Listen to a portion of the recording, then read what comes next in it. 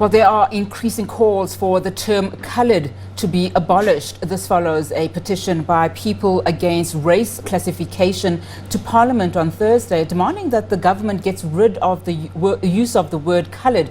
Now, people against race classification, a group of activists, appeared before the select committee to state their discomfort caused by the word, saying it was confusing and racist. Now, let's discuss this further. We're now joined via Zoom by Glen Snyman, leader of the People Against Race Classification. Glen, thank you so much for your time. Now, as we obviously head to a very important commemoration, and that is Human Rights Day, just for the benefit of our viewers, let's start this conversation by you giving us context why you feel the term coloured is, amongst others, derogatory and confusing. What are you proposing to Parliament?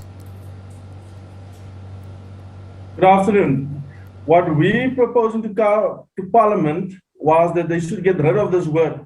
That word stems from the old apartheid race definitions, and it is inhumane and very disrespectful to refer to certain people still by the word colored. Of course, colored means mixed. And we ask, you are mixed with what? Another human being. So we just feel that it is about time that new terms should be used to describe the South African population by. What PARC is about the identification and the accurate identification of the South African people, and also giving recognition to cultural groups like the Khoisan people, Afrikaners, Xhosa, Zulu. Whatever group of people feel they want to be culturally identified with, that recognition should be given to them. And every time when we talk to the government about accurate identity and group definitions, they keep on throwing affirmative action policies back to us and redress. We tell them, but there are other ways to redress and to fix past injustices and use poverty barometers in how to fix economical imbalances in society. But it has nothing to do with race and the individual's choice of how we want to be identified. Now, I mean, this conversation is not the first time that we are having it. In fact, there were suggestions of even naming of brown people at some point in time. But what do you say to the group of people that is proud of their mixed heritage? How do you navigate that space, especially if you believe, as you've said, that the term conceals the true historical identity of, for instance, you mentioned the Khoi and the San people, for one. Those people that refer to themselves as proudly colored or kleurling in Afrikaans, they should go and have a look again at where that name is coming from. In the early 1800s, when the other physical-looking people came footshore on South African soil, they came here and started naming people according to how they wanted and felt like naming people. And over all the years, the South African and the indigenous population never had a choice how they want to be named. And while certain people are fighting for a very sensitive issue like personal identity, others are negligent and ignorant about it, and they keep on using terms that they don't know what the history of it is. So even they should be stopped of using these terms. The so-called colored people are also being referred to as brown people. And where the name colored is coming from is from mix. They refer to these people as mixed. We keep on asking ourselves, mixed with what?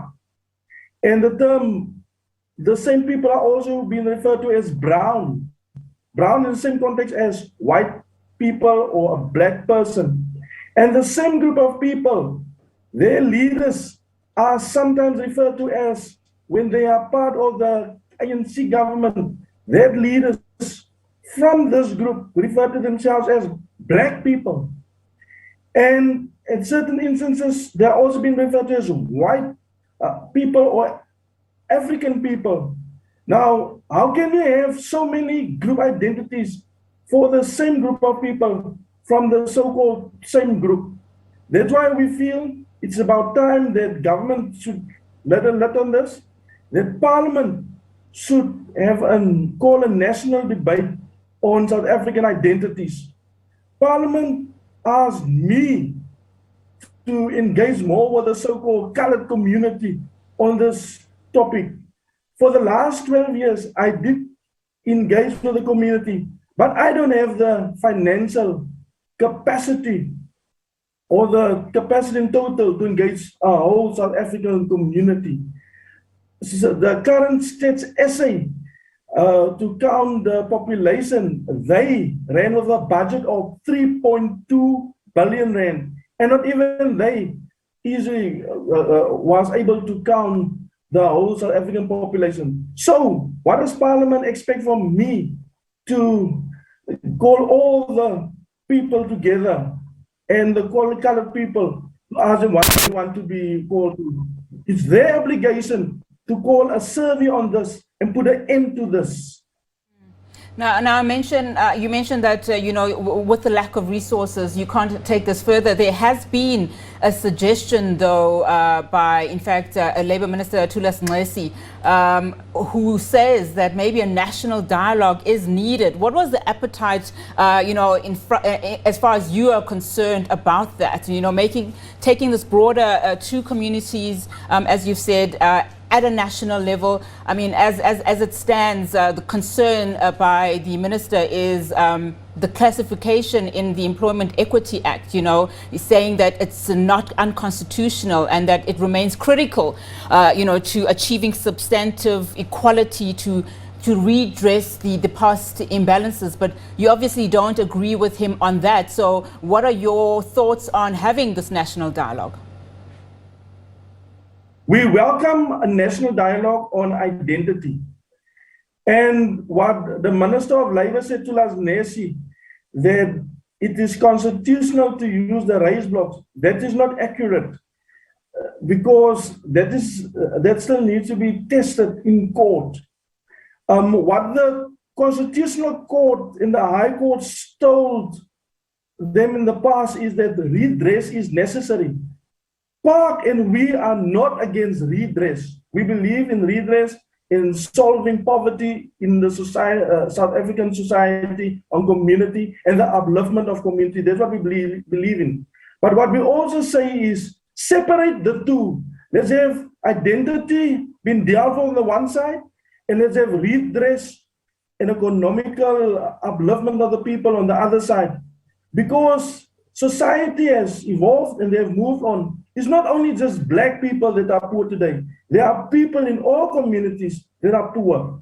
And as well, there are people in all communities, especially black, that have made economical progress in society, and and they don't actually need redress. So everyone that's in need and in need of opportunities needs to be given to it. The whole issue regarding how we should move about tackling this issue of how are we going to call the South African community to raise their voice on how they feel about identity. That is something that government needs to go sit down and tackle. Again, we cannot assume that the majority of colored people want to be referred to as colored, or that they don't want to be referred to as colored. That we won't know. But it's not the so-called coloreds that have an identity problem. It's everyone. Everyone's in South Africa, white, black, Indian, all of their racial identities and how they are being referred to are in question. And this is a problem that the government should take serious, and they should not just take it lightly. I want to refer to the weekend's rapport.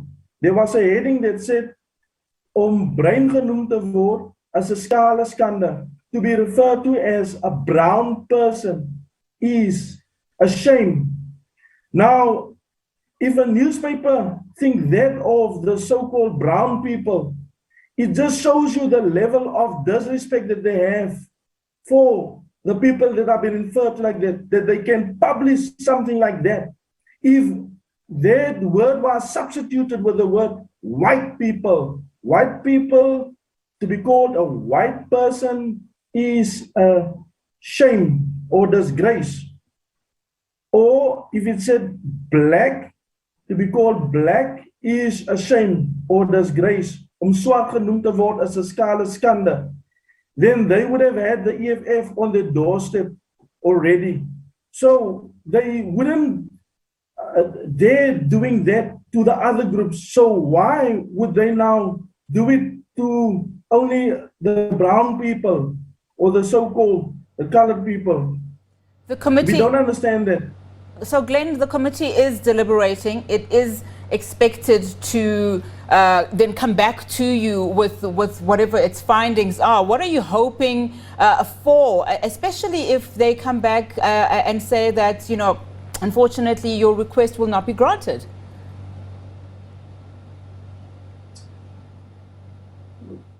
I don't think that they won't grant this request, because they were very serious that there should be a national debate for identity for all people. But even if they don't grant the request, we will continue our lifetime struggle for the proper identification of oneself. Because I myself refer to myself as a Khoi person, so does many others. A lot of our people are grouped into cultural groupings which they are proud of, and we as South Africans need to respect that. But it is everyone's choice how we want to be grouped and how we want to be named, and that is something that needs to be looked at one or other time. It's just a pity that the South African Human Rights Commission don't want to take a stance on race classification, because it is a human rights concern in South Africa. And we want to tell them we are not talking about affirmative action. They should stop throwing affirmative action policies to us. They should talk and focus on identity. And identity is a serious matter. So yes, even if Parliament or government say they don't want to go our way, we as a South African people will always identify ourselves the way we want to and feel like doing. Glen, thank you so much for your time this afternoon. Really do appreciate it. That was Glen Snyman, leader of People Against Race Classification. Of course, this follows increasing calls for the term coloured to be abolished.